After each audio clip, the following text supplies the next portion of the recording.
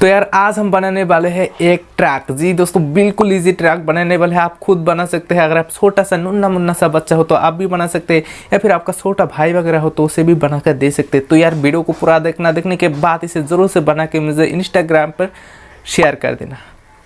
तो चलिए यार आज का वीडियो स्टार्ट करते हैं।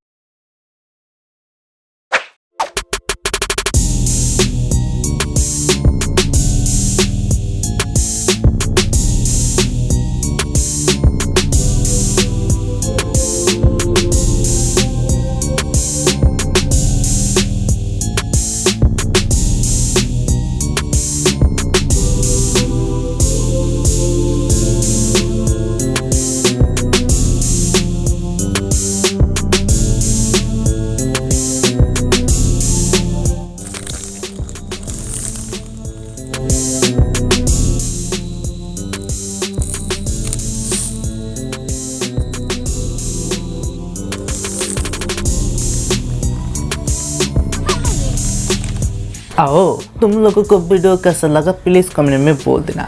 वीडियो को एक लाइक भी करके जाना। चैनल पर नए हो तो सब्सक्राइब भी कर लेना। बहुत सारा वीडियो मिलने वाला है। बाय।